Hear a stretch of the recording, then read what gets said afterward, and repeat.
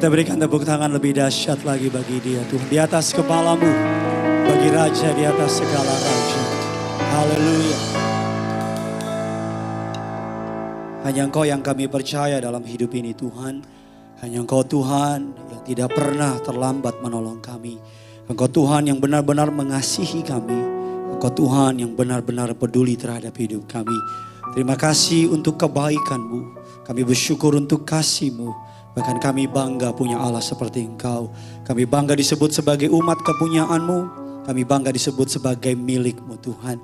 Terima kasih Engkau telah memakai tim pujian penyembahan untuk boleh menarik hadirat Allah ada di tengah-tengah kami. Terima kasih untuk hadirat-Mu yang manis, untuk hadirat-Mu yang kudus, untuk hadirat-Mu yang membebat hati kami, memulihkan kami. Bahkan terima kasih untuk setiap air mata yang jatuh. Air mata kami jatuh karena kami tahu kami perlu Tuhan. Air mata kami jatuh karena kami menyadari kasih-Mu begitu luar biasa dalam hidup kami. Kami mau duduk diam dengar firman-Mu. Berbicaralah melalui hamba-Mu, sebab kami sangat siap untuk mendengarnya. Allah Roh Kudus, Engkau disambut di tengah-tengah kami. Berbicaralah atas setiap kami. Pakai hamba-Mu, urapi dia Tuhan. Dari ujung rambut sampai telapak kaki, pengurapan dari surga turun atasnya. Kata kalimat yang keluar memberkati, bahkan menolong setiap jemaat-Mu di tempat ini. Setiap kuasa kegelapan, roh iblis, roh setan, apapun yang berusaha mengambil, yang berusaha mencuri, mengganggu, mengintimidasi kuasa tempat ini, kami patahkan, hancurkan kuasanya di dalam nama Tuhan Yesus. Tidak punya kuasa atas setiap kami. Hanya di dalam nama Tuhan Yesus setiap kita, kerinduanku ministry yang siap diberkati kebenaran firman Tuhan, sama-sama dengan bangga kita katakan amin. Kita boleh berikan kemuliaan tepuk tangan yang luar biasa. Silakan duduk kembali saudara. Terpujilah nama Tuhan yang telah mengumpulkan saudara dan saya pada pagi hari ini. Terimalah salam dari mimbar ini. Shalom kerinduanku ministry. Bisa lebih semangat lagi, shalom. Lebih semangat lagi, shalom. Apa kabar semuanya saudara? Tuhan Yesus itu baik, amin. Banyak berkat, banyak mukjizat, ada banyak uang saudara. Haleluya, yang bangga punya Tuhan Yesus bisa lambaikan tangan saudara. Dan kalau saudara enggak keberatan boleh kasih salam kiri kanan saudara. Katakan saya senang duduk di samping kamu. Ayo bilang saudara. Haleluya, cari yang rada ngantuk saudara. Bilang saya senang duduk di samping kamu. Puji Tuhan. Saudara, setelah minggu lalu kita belajar mengenai serial khotbah tentang sabda bahagia, The Great Reversal. Hari ini kita akan masuk kepada serial khotbah yang baru. Saya beri judul khotbah yang baru ini adalah Injil Kabar Baik. Apa Bapak Ibu teman-teman muda judulnya? Injil Kabar Baik. Saya perlu disclaimer dulu saudara. Khotbah ini akan banyak membuka Alkitab, akan banyak mengandung teologi yang cukup dalam. Jadi saya minta saudara untuk dapat mengikutinya dan berdoa agar Roh Kudus mengaruniakan pertolongan untuk saya bisa mengajar dengan benar, tidak salah. Dan saudara yang mendengar juga boleh diberkati. Yang percaya bilang amin. Mari sama-sama kita buka firman Allah, Injil kitab Roma, bukan Injil, Roma 1 ayat 1 sampai 4. Nanti kita lompat Roma 1, 16, 17. Saya baca buku dari berbagai penulis dan beberapa buku itu memberkati saya dan menjadi inspirasi dalam saya menyiapkan khotbah pada hari ini. Roma 1 ayat 1 sampai 4. Dan Roma 1, 16 dan 17. Yuk sama-sama kita baca. Saya baca ayat 1, saudara baca ayat 2, demikian seterusnya. Yang sudah di sana sama-sama dengan saya katakan Injil adalah kabar baik. Ya biar lebih semangat, biar lebih ramai kita kasih tepuk tangan dulu dong buat Tuhan kita. Di atas kepalamu tepuk tangannya yang luar biasa. Haleluya. Dari Paulus, hamba Kristus Yesus yang dipanggil menjadi rasul dan dikuduskan untuk memberitakan apa? Injil Allah. Jadi panggilan kita untuk memberitakan Injil Allah. Ayat yang kedua, saudara 3:2 ya.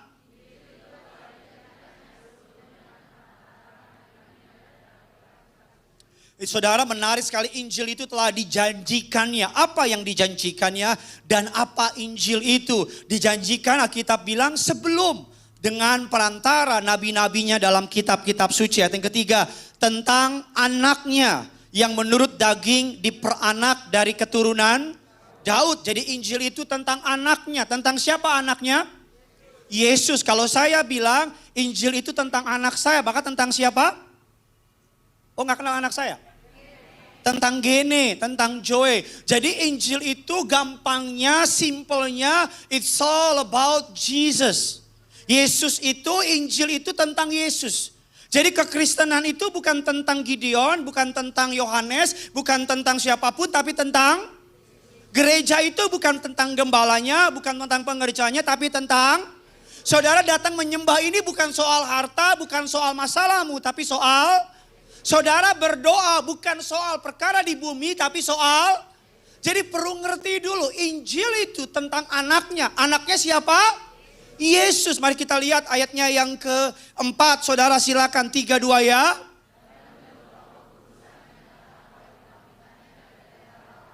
Bahwa ia adalah Yesus Kristus.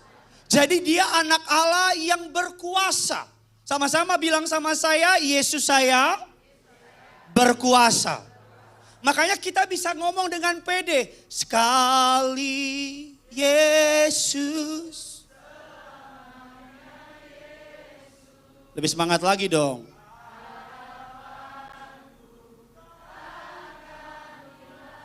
Lebih mantap lagi dong.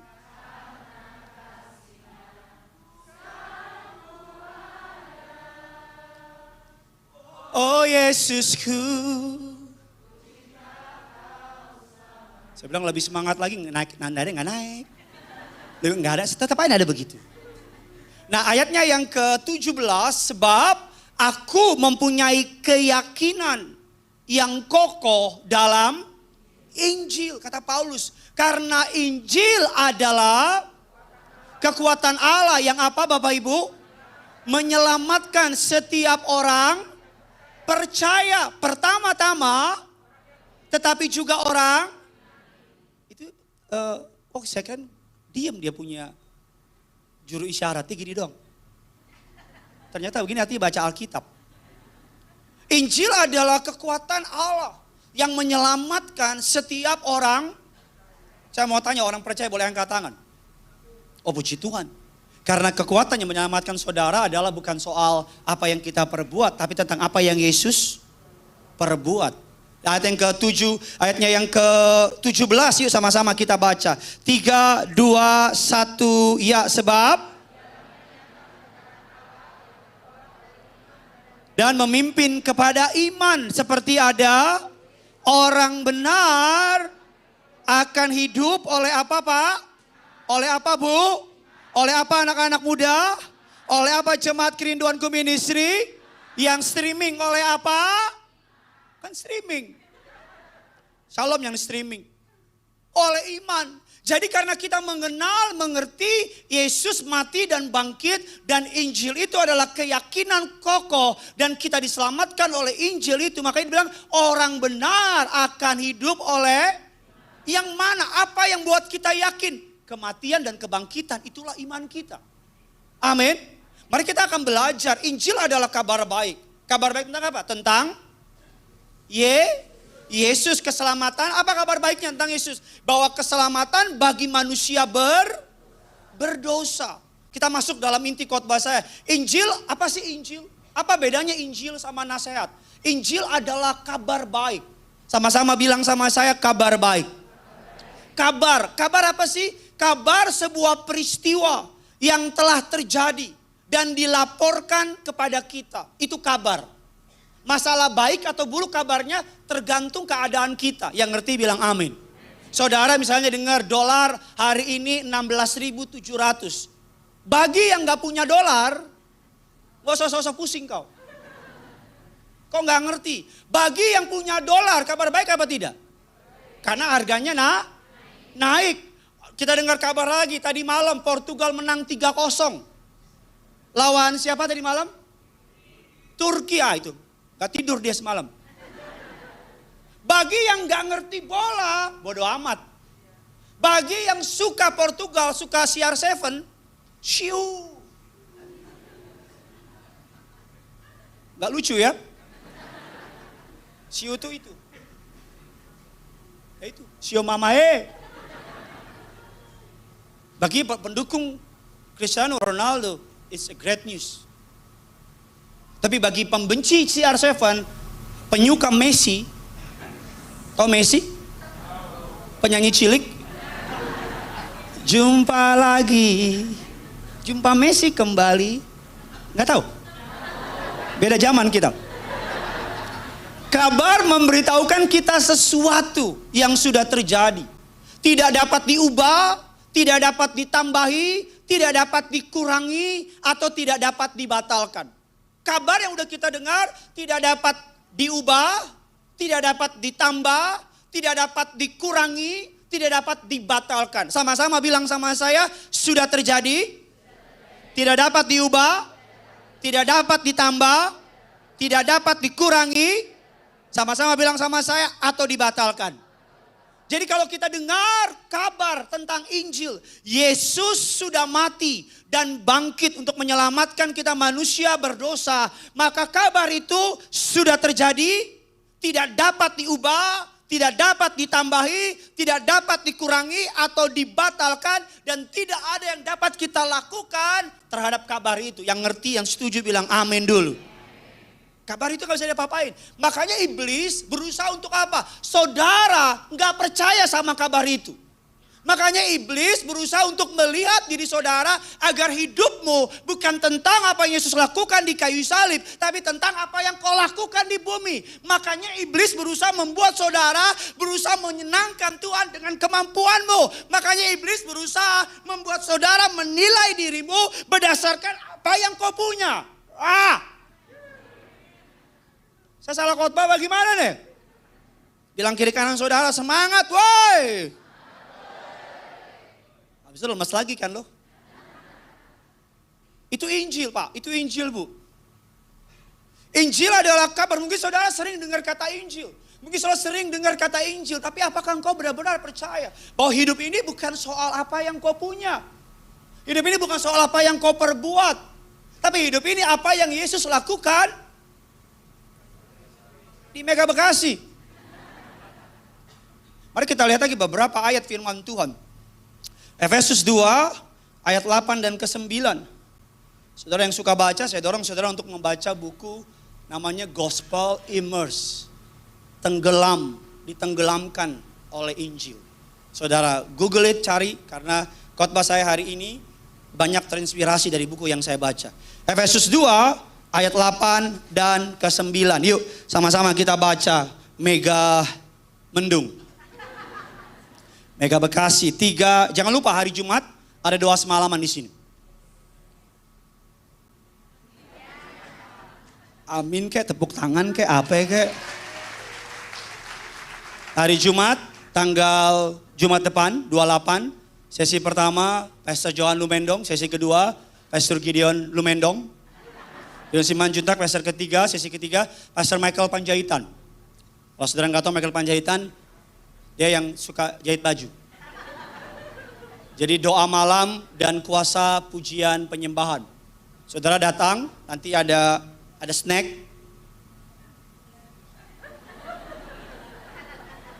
Ada minuman hangat. Kenapa hangat minumannya? Panas minumannya, karena kami omongin. Jelek loh, jadi panas dia. Gak lucu. Jadi jangan lupa datang saudara yang berbawaan berat, yang rindu, yang ingin menyembah Tuhan, yang ingin semalam-malaman di hadirat Allah, datang. Pak boleh gak datang bawa selimut? Boleh. Bawa bantal? Boleh. Kalau lo gak ada otak bawa aja. Pak perlu bawa makan gak? Ada makanan di sini. Tapi saya mau bawa aja. Apa? Babi, mantap. Nanti kalau datang WA saya. Pak udah ada nih panggang dan andaliman. Wih. Nasinya panas Pak. Wih aja loh. Jumat bilang kiri kanan, sampai jumpa hari Jumat bilang. Bilang sama yang baru ngomong di gereja. Nanti hari Jumat di tempat basket tuh datang. Efesus 2, 8 dan ke-9 yuk sama-sama kita baca. 3, 2, ini makin seru. Jadi pay attention, lihat ke Alkitab, lihat ke saya, makin seru. Karena gini, ada benang merah yang sangat tipis antara kasih karunia atau Injil yang kebablasan sama yang benar-benar Alkitab ajarkan. Nah, sebagai pendeta saya berdoa sama Tuhan agar saya nggak salah ngajar. Amin.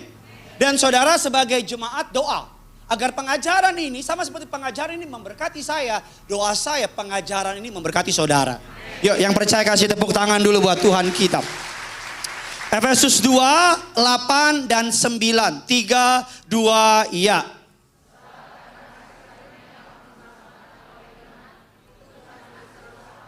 Tetapi itu bukan hasil. Jangan ada orang yang apa? Sebab karena kasih karunia kamu diselamatkan. Katakan amin. Oleh apa? Oleh iman. Itu bukan hasil. Tapi apa Bapak Ibu? Sama-sama bilang sama saya pemberian. Saya mau tanya kalau pemberian itu karena kita atau karena yang beri?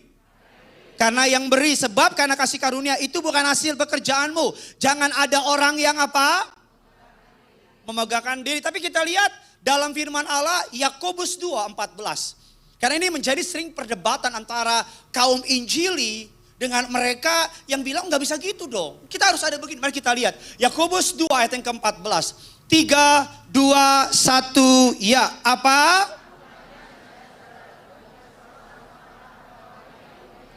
Padahal ia tidak. Dapatkah iman itu apa? Banyak orang berpikir Yakobus 2 ini adalah sanggahan dari Efesus. Banyak orang bilang gini, oh nggak bisa dong, nggak bisa dong, nggak bisa dong, cuman iman aja tanpa perbuatan. Oh nggak bener dong, ngaco dong. Dan banyak juga orang bilang gini, oh enggak, hanya iman aja, maka kita diselamatkan. Oh enggak, harus ada perbuatan. Oh enggak, iman. Oh enggak. Pokoknya semakin saudara diam, saya tabrak aja lah. Nah, banyak orang bingung. Jadi terbelah menjadi dua. Ada yang sangat iman aja, pokoknya iman. Ada yang sangat perbuatan aja. Oke, perbuatan. Nah, dari sudut pandang Alkitab, apakah dua ayat ini bertentangan? Apakah ayat ini saling membatalkan? Kalau saudara bilang iya, mendingan pulang sekarang. Karena Yakobus 2 bukan sanggahan terhadap Efesus 2. Nah dengar baik, biar gak salah dengar, biar gak salah terima. Yakobus 2 mengatakan bahwa iman yang hidup pasti. Sama-sama bilang sama saya, iman yang hidup pasti. Pasti apa? Menghasilkan perbuatan baik. Perbuatan baik itu tidak menyelamatkan. Karena kita diselamatkan oleh Yesus. Oleh anugerah. Yang percaya bilang amin. Tetapi perbuatan baik itu buah. Atau respon. Dari iman yang menyelamatkan itu. Saya ulang lagi. Ada perbedaan antara perbuatan baik sebagai respon. Dan ada perbedaan antara perbuatan baik sebagai langkah untuk keselamatan. Ini saya mau tanya dulu, udah pada makan belum? Puji Tuhan. Kok masih gak ngerti mukanya? Ada perbuatan baik sebagai respon dari keselamatan.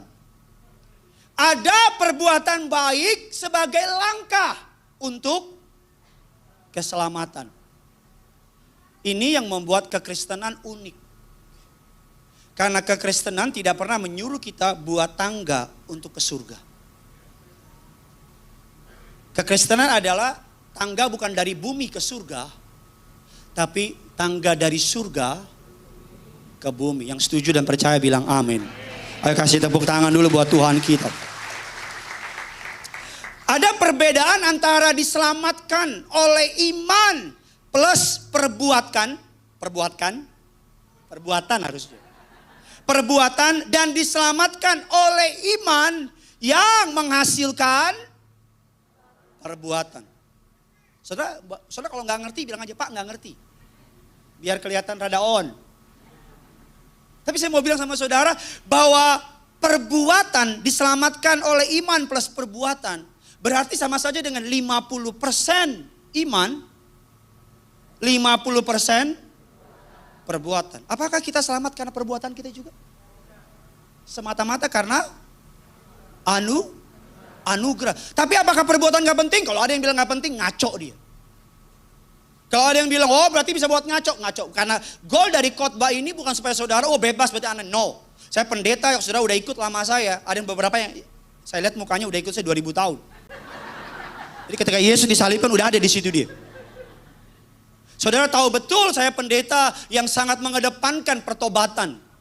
Saudara tahu betul saya pendeta yang tegas ngajar tentang yang namanya orang yang bertobat, hidupnya pasti berbuah. Yang setuju bilang amin. Tapi saya pengen saudara ngerti dulu. Agar saudara nggak di ojok-ojok sama iblis. Kalau perbuatan, kalau iman yang menghasilkan perbuatan. Kalau iman plus perbuatan, berarti menggambarkan 50% iman, 50%. Tapi kalau iman yang menghasilkan perbuatan, berarti menggambarkan keselamatan sebagai 100% iman, yang kemudian menghasilkan buah perbuatan baik. Saudara percaya, setuju apa tidak? Mau setuju yang pertama, 50%, 50%, atau 100%, semua karena Tuhan, dan karena itu respon kita adalah perbuatan baik. Yang pertama apa yang kedua? Yang kedua boleh kasih tepuk tangan dulu bagi Tuhan kita. Ayo di atas kepalamu lebih dahsyat lagi. Jadi gampangnya begini, perbuatan baik kita tidak lagi muncul sebagai bentuk untuk menyelamatkan diri. Tapi perbuatan baik kita muncul sebagai buah atau ekspresi dari keselamatan itu. Contoh paling gampang. Saya nggak mau anak saya Genesaret baik sama saya karena ada maunya. Ini jomblo semua bagaimana? Saya mau anak saya baik sama saya karena ekspresi dari dia mengasihi saya.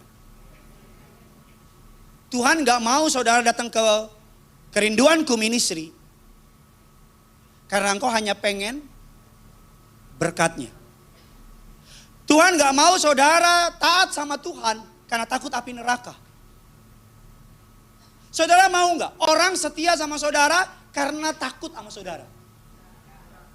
Saya jaga kesetiaan saya sama istri saya bukan karena istri saya takut dia marah. Bukan karena dia galak. No, dia gak galak. Kadang-kadang sih. Apalagi kalau sudah mulai makan Indomie. Oh galaknya minta ampun. Tapi saya setia sama istri saya. Saya gak mau selingkuh atas anugerahnya. Bukan karena saya. Tapi karena saya gak kuat lihat dia nangis nanti. Saya gak kuat nyakitin. Suatu hari kami janjian di sebuah coffee shop. Di bilangan kota Paris. Kami suka begitu, siang ngopi di Singapura, sore makan sore di Lisbon, malam kami candlelight dinner di Paris, tengah malam di Siborong-borong. Suatu hari kami janjian, ngopi sama istri saya janji sama istri saya, sayang jam 4 aku datang. Dia istri saya tuh orangnya bukan on time, tapi in time. Ngerti gak saudara? Kalau on time itu janjian jam 4 datang. Kalau in time itu janjian jam 4, jam 1 subuh udah ada dia. Jadi dia datang lebih cepat. Dan saya tahu nih, saya telat, saya ngebut. Saat. Saya ngebut bukan karena takut dia marah kalau saya telat. Tapi saya nggak pengen dia sendirian di coffee shop.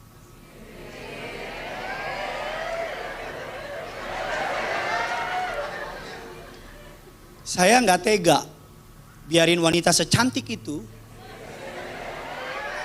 semanis itu, semenawan itu, biar aman nanti malam. Kok kayak nggak ngerti aja sih laki-laki ya. Jadi saya datang cepat dan dia bilang, sayang kan janjian jam 4. Aku nggak tega biarin kamu sendiri.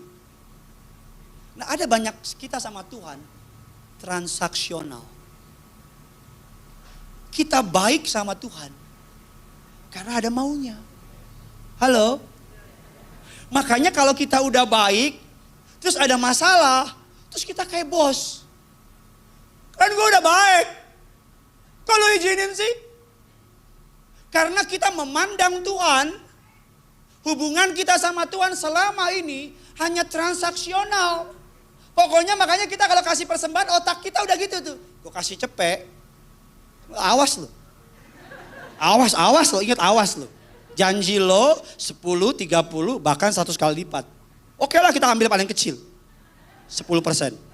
Gua kasih cepet, besok 1 juta. Karena kita ketemu Tuhan, saudara bisa nangkap gak maksud saya? Saudara bisa lihat gak saya mau lari kemana? Keluar. Gak, ini topik yang sangat menarik. Kalau boleh jujur, saya mau lari gak pakai topik ini. Tapi seperti saya bilang sama saudara, saya tawanan roh. Roh Kudus bilang sama saya, dia gak bilang begini, Gideon, no.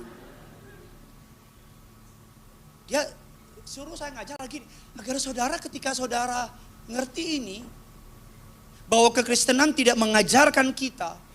Makanya itu yang membedakan kekristenan dengan kepercayaan yang lain. Kalau agama, manusia cari Tuhan. Tapi kekristenan, Tuhan cari. Bisa ngerti gak saudara? Bisa lihat bedanya gak? Lebih gampang mana? Manusia cari Tuhan? Atau Tuhan cari manusia? Makanya sejarah mencatat, adalah sembah api, adalah sembah pohon, ada petir dikit Tuhan, ada api dikit Tuhan. Betul apa tidak? Lihat binatang tanduknya beda dikit Tuhan. Karena itu manusia berusaha cari, lebih gampang Tuhan cari manusia. Sebagai contoh, saya main petak umpet sama anak saya Gene dan Joy. Yang pertama mereka ngumpet duluan. Mereka ngumpet paling gampang ketemu. Kenapa? Karena mereka ngumpet di tirai rumah saya. Badannya masuk, pantatnya di luar. Jadi ketika saya 1, 2, oke udah ya papa cari ya. Mereka udah pantatnya di luar. Terus Jadi saya cuma nyari. Saya lihat, ini lontong 2 orang nih. Easy. Tapi ketika saya yang ngumpet, padahal saya cuma di tempat tidur, saya ambil selimut, saya tutupin, pura-pura jadi bantal guling. Dia nyari sampai nangis. Papa di mana? Papa kan gini kan rumah kami kan 5 hektar. Papa di mana? Dia sampai pakai mobil bagi dia muter. Dia cek CCTV. Sampai dia duduk di samping tempat tidur saya. Ya dia diam gitu. Papa di mana? Adiknya kan, papa. Terus saya bilang, coba lihat. Udah lihat, di samping gak ada. Ujung-ujungnya gimana? Gak ketemu. Saya buka, set. Papa di sini. Dari mana aja? Dari sini, dari tadi. Gak kemana-mana. Makanya kita hanya dapat mengerti Tuhan. Karena Tuhan membuka dirinya. Amin. Makanya saya sebut namanya Injil adalah kabar baik. Itu yang membedakan kekristenan, Pak, Bu. Bahwa engkau bertobat, saya mau tanya, kau bertobat yang membuat engkau sungguh-sungguh ikut Tuhan karena dia baik kan? Betul apa tidak? Karena dia baik aja atau baik banget? Betul kan?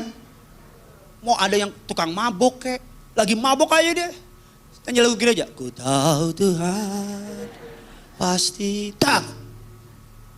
Ketemu Tuhan di maboknya. Bisa gak?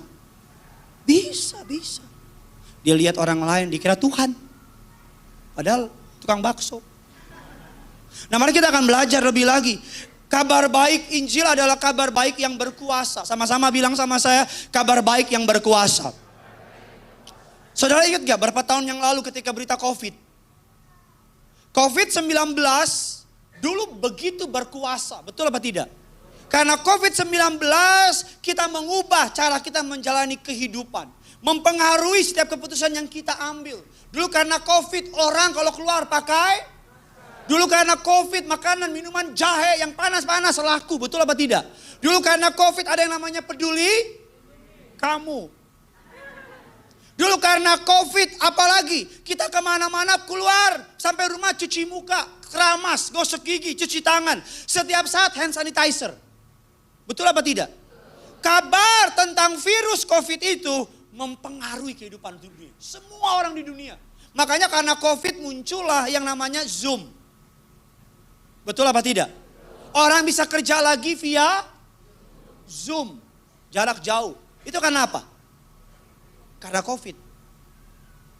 Kalau kabar COVID saja sangat mempengaruhi kehidupan manusia. Apalagi kabar Injil. Amin.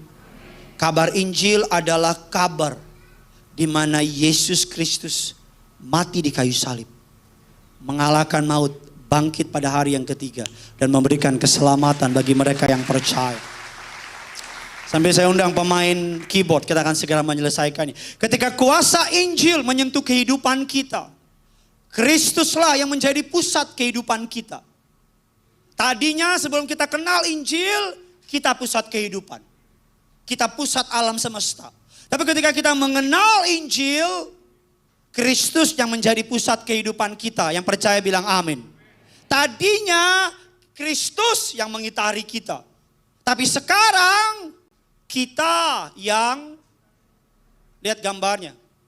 Tadinya sebelum kita dengar Injil, it's all about us. Makanya kenapa kalau orang habis gagal memenuhi hukum, gak berani nyembah. Gak berani ke gereja. Makanya kenapa orang kalau ngerasa gagal, jauh-jauh dari Tuhan. Karena kita merasa kita pusatnya. Tapi ketika Injil datang, Kristus pusat hidup kita. Kita yang memutari Kristus. Apa maksudnya? Tadinya kita di tengah, mereka Kristus. Tapi sekarang Kristus yang di tengah. Agar apapun yang kita kerjakan, semua tentang Yesus. Agar apapun yang kita putuskan, semua tentang Yesus. Saya mau muter lagi tapi pusing. Kenapa saya khotbah ini? Sesederhana ini. Banyak orang stres. Berusaha mencapai standarnya Allah. Gak akan bisa.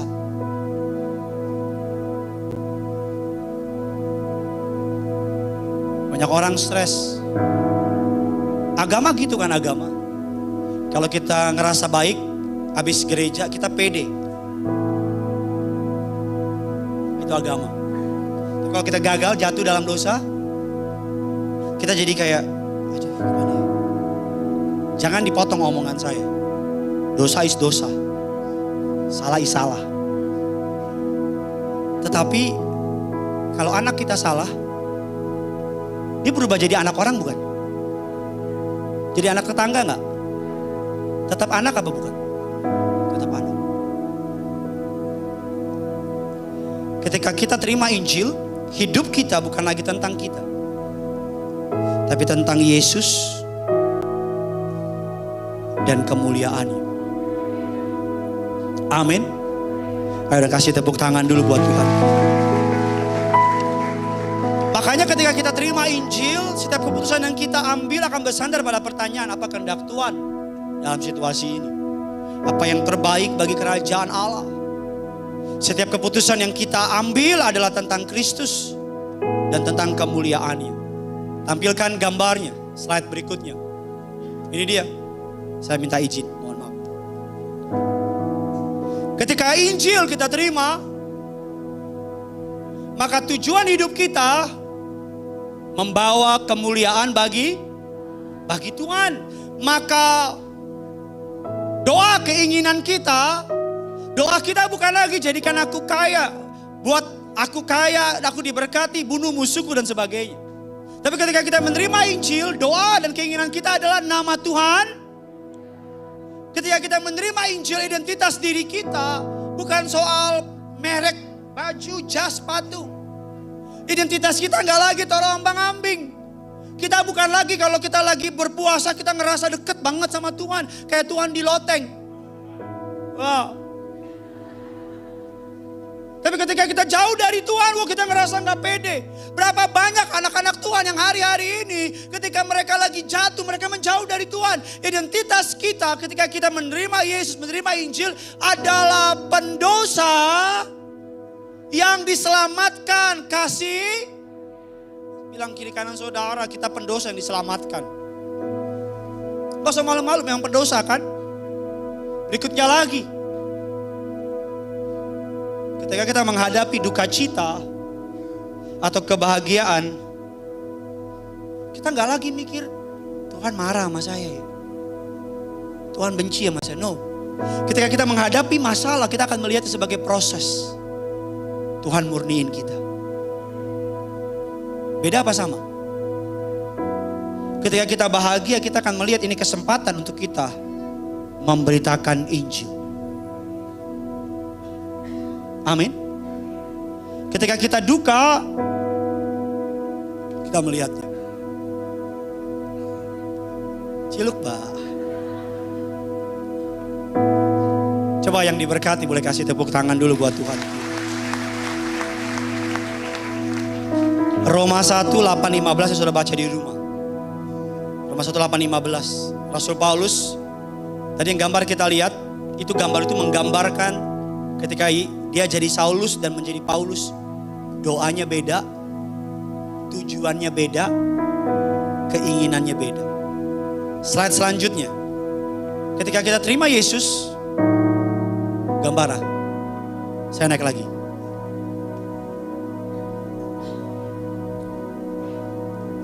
Kita melihat segala sesuatu ini Gideon. Di depan kita ada saringan. Namanya siapa? Yesus.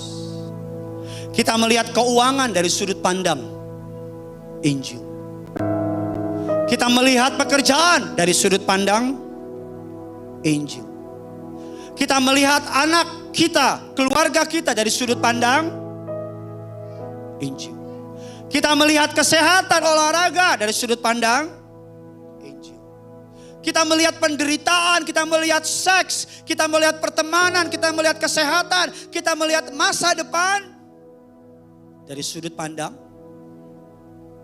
Jadi ketika kita kerja, kita pakai kacamata. Kacamatanya Injil. Ketika kita lihat orang salah, kita pakai kacamata Injil. Dulu kalau lihat pekerjaan, hepeng mengatur negara on. Sekarang kalau melihat pekerjaan, biar nama Tuhan dipermuliakan oleh pekerjaan. Amin. Kita cepat saja. Apa bedanya agama dengan Injil? Agama adalah apa yang Anda harus lakukan. Do this and do that. Agama. Tapi Injil adalah apa yang Yesus sudah lakukan di kayu salib. Dan kabar baik di atas kayu salib dia berkata, it is finished, it is done. Sudah selesai. Agama tentang kita,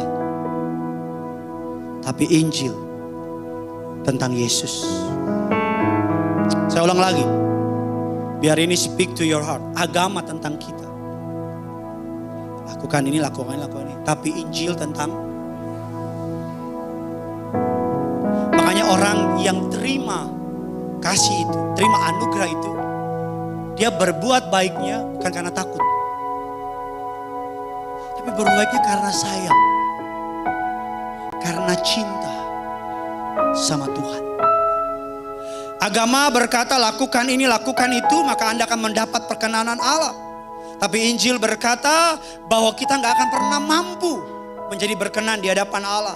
Karenanya Yesus sudah melakukannya di atas kayu salib. Sehingga perkenanan Allah melalui Yesus turun atas kita. Katakan amin. Yesus Allah berkenan kepada kita semata-mata karena Yesus mati di kayu salib. Yang setuju bilang amin. Suatu hari ada seorang anak kecil melihat ada seorang bapak-bapak tentara pensiunan duduk di depan gedung putih. Anak kecilnya tanya, "Pak, ngapain Pak? Mau masuk?" "Mau masuk deh, tapi gak bisa-bisa dari tadi." Anak kecilnya bilang, Ayo masuk sama saya. Tapi dek udah masuk. Tentara itu ngikutin anak kecil itu. Di pemeriksaan pertama, tentara pangkat lebih tinggi dari tentara ini. Lihat dia. Tapi karena lihat anak kecil di sampingnya, oh silakan masuk. Masuk.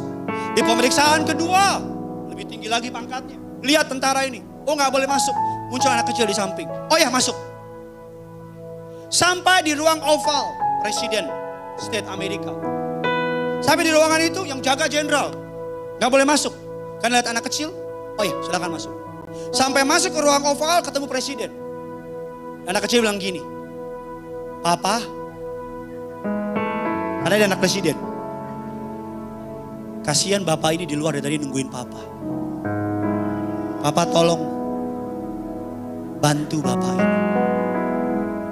Aku kasihan sama dia. Saudara bisa nangkep maksud saya? Kita itu tentara tua itu yang gak bisa masuk. Yesus itu anak yang tadi. Karena darahnya lah kita beroleh jalan masuk kepada pintu kasih karunia Allah. Makanya Alkitab bilang Yesus duduk di sebelah kanan. Jadi apa Pak? Pembela. Setiap kali iblis mendakwa saudara, Yesus akan bilang, aku sudah bayar. Makanya isunya adalah, kamu percaya nggak bahwa Yesus benar-benar mati bagimu? Makanya dosa akan menjadi mudah kita kalahkan. Bukan karena kita mampu. Tapi karena Yesus di dalam kita memampukannya. Amin. Yang keempat, agama melihat penderitaan hidup sebagai hukuman dari Allah. Injil melihat penderitaan hidup sebagai bagian dari proses pembentukan karakter. Agar serupa dengan Yesus yang pernah menderita bagi kita. Tujuan beragama, ini kesukaan saya. Tujuan beragama adalah untuk mendapatkan dari Allah hal-hal yang Anda inginkan. Kesehatan, kebahagiaan, kekayaan, kuasa, kelancaran hidup. Tujuan dari berinjil bukan mendapatkan berkat-berkat Allah, tapi untuk mendapatkan Allah, Sang Pemberi berkat itu sendiri. Amin. Dan yang terakhir, agama berkata bahwa dunia dipenuhi dengan orang baik dan orang jahat. Injil berkata bahwa dunia dipenuhi orang jahat yang belum bertobat dan orang jahat yang sudah. Karena semua orang telah kehilangan kemuliaan Allah. Ya, semua orang di muka bumi ini menurut Alkitab orang jahat. Tapi yang membedakannya, orang jahat yang sudah dan orang jahat yang belum. Jadi cuma masalahnya mantan atau bukan. Bilang kiri kanan saudara, hai mantan orang jahat. Gak apa-apa ngomong aja. Maaf masih. Masih. Tadi baru pukul istri. Di depan kita akan belajar lebih dalam lagi beberapa kebenaran. Goal dari khotbah ini sederhana. Sesederhana ini goalnya. Agar engkau memandang hidup ini dari sudut pandangnya Injil. Bahwa Yesus sudah mati di kayu salib. Menyelesaikannya bagi kita semua. Menang itu pasti. Mukjizat itu pasti. Tadi di Minute of Remember, teman saya Andrew, dia bilang kemenangan lebih daripada pemenang. Terjemahan lainnya bilang kemenangan mutlak. Kemenangan apa? Mutlak. Ibarat pertandingan endingnya kita menang. Nah di tengah-tengah jalan iblis mulai ngomong yang aneh-aneh. Untuk kita berpikir, wow. Kita tutup Alkitab kita berikan tepuk tangan yang luar biasa bagi kita. Sama-sama kita bangkit, kita datang sama Tuhan. Yang diberkati firman Tuhan boleh lambaikan tanganmu di hadapan Tuhan. Kita kasih sekali lagi tepuk tangan yang luar biasa bagi Tuhan. Haleluya. Ku ada sebagai mana ku ada, berdiri menghadap tatamu Bapa. Angkat tanganmu, katakan semua. Semua karena anugerah yang telah selamatkanku. Katakan ku hidup dalam segala. Yes God. Dalam segala kelimpahan Ku layak untuk melayani. Angkat tanganmu dengan bangga bilang semua. Semua karena anugerah-Mu Tercurah bagiku. Mari sama-sama kerinduanku ministry. Angkat tanganmu, katakan besar. besar Anugerah-Mu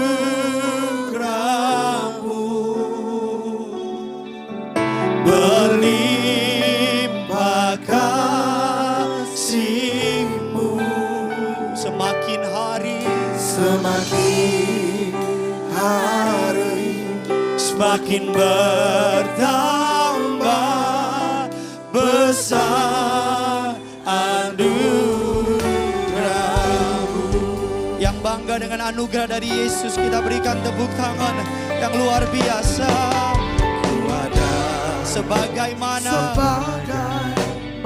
ku dengan firm, dengan iman bilang berdiri menghadap tatamu Bapa. Angkat tanganmu dengan bangga bilang semua. Semua karena anugerah-Mu Yang telah selamatkanku. selamatkan. Mari bangga lebih lagi, katakan ku hidup Dalam segala kelimpahan kami layak. ku layak Amin. untuk melayani Tuhan. Mari angkat tanganmu bilang semua.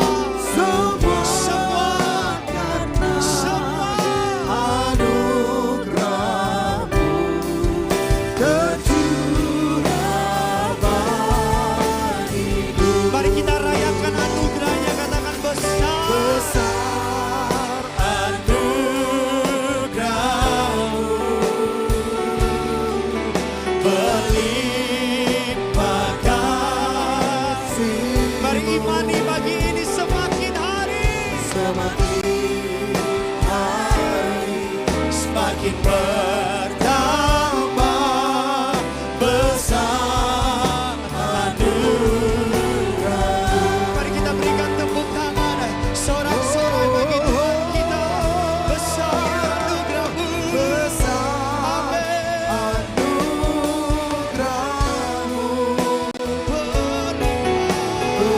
berlimpah kasih-Mu semakin hari semakin bertambah besar anugerah. Lebih lagi kita layakan anugerahnya. Besar anugerah. Turunlah anugerah, turunlah kasih karunia, turunlah berkat, turunlah kebaikan di tempat ini. Semakin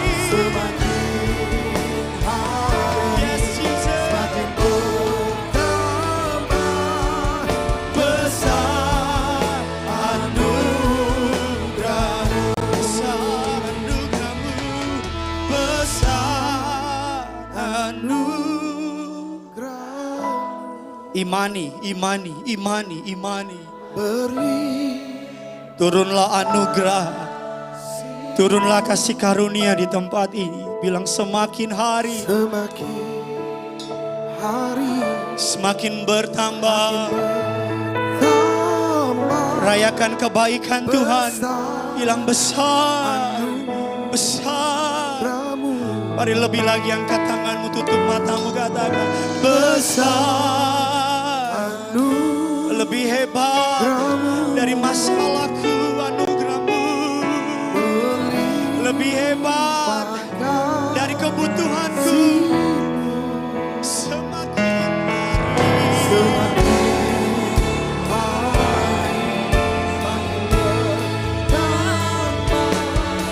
besar anugerahmu. Sejenak naikkan doa saudara, gak usah lihat kiri kananmu. Hanya engkau sama Tuhan pada pagi siang hari ini. Apakah engkau capek berusaha dengan kekuatanmu, gagal lagi dan jatuh lagi? Apakah engkau berusaha menyenangkan Tuhan dengan kemampuanmu, gagal lagi dan jatuh lagi? Bahkan mungkin hari ini kau merasa jauh dari Tuhan karena kau terus-terusan gagal memenuhi standarnya Tuhan. Pagi hari ini kabar baik disampaikan, Injil disampaikan. Kabar baik yang tidak dapat diubah, sudah terjadi. Tidak dapat ditambah, tidak dapat dikurangi. Kabar baik itu adalah Yesus mati di kayu salib bagi dosamu dan dosaku. Dan dia bangkit mengalahkan maut. Dan ketika dia bangkit, dia mencurahkan rohnya yang kudus kepada saudara dan saya. Dan roh yang kudus itu menjadi katalisator yang memampukan kita hidup dalam pertobatan. Yang memampukan kita hidup dalam kekudusan. Kita bisa bukan karena kita mampu, tapi karena Kristus di dalam kita. Kita mampu bukan karena kita kuat, tapi karena anugerahnya bekerja dalam hidup kita.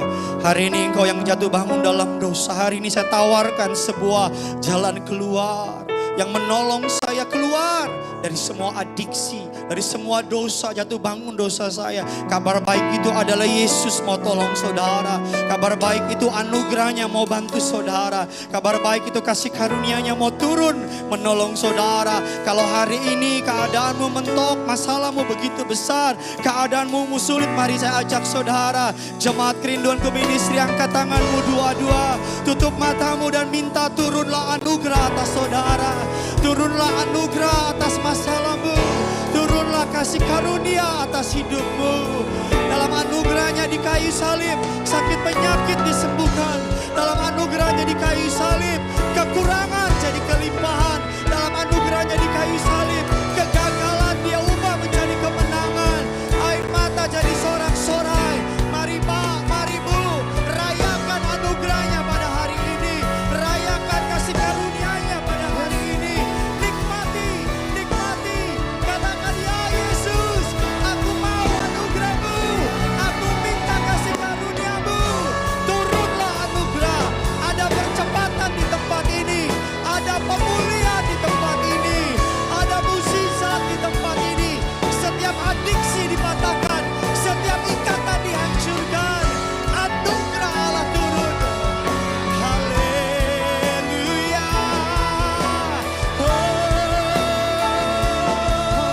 Mari sembah Dia. Haleluya. Kita rayakan anugerahnya pagi ini. Kita nikmati kasih karunia-Nya pagi ini.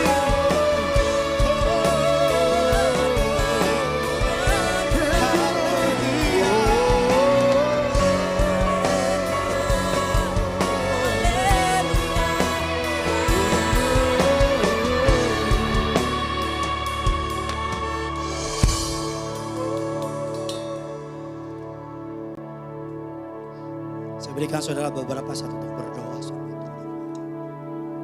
Ya, itu Roh Kudus. Ya, itu Roh Kudus. Itu Roh Kudus. Ya, bebas.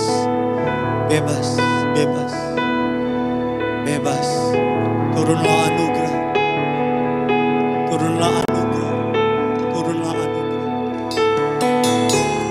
Setiap adiksi dipatahkan di tempat ini. Setiap ketergantungan dilepaskan di tempat ini. Not by your own strength, tapi by His strength. I can do all things through Christ that strengthen me. Aku dapat melakukan segala sesuatu karena Kristus di dalam saya. Yo, Ayo minta anugerah. Minta kasih karunia. Jangan berpikir kau nggak layak, karena anugerah diberikan bukan untuk mereka yang layak, tapi untuk mereka yang nggak layak diberikan. Jangan merasa engkau nggak pantas, justru karena engkau nggak pantas, maka engkau bisa angkat tanganmu dan minta. Untuk aku yang nggak layak ini, turunlah anugerah. Untuk aku yang nggak pantas ini, turunlah kasih karunia. Yang tidak ada Tuhan buat ada hari ini. Yang kurang Tuhan bikin berlimpah hari ini. Yang sakit Tuhan ubah jadi sembuh hari ini. Yang beban berat Tuhan ubah jadi sukacita yang melimpah. Amin Tuhan. Kami datang padamu.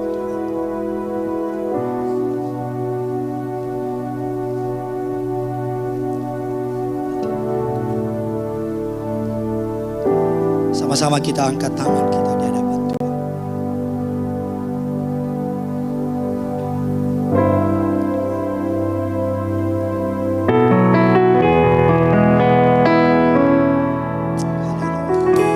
Siapakah aku ini? Siapakah aku ini, Tuhan? Jadi biji matamu. Dengan apa? Dengan apakah ku balas, Tuhan? Selain pujian sembah. sambil angkat tanganmu, siapakah aku? Siapakah aku ini, Tuhan?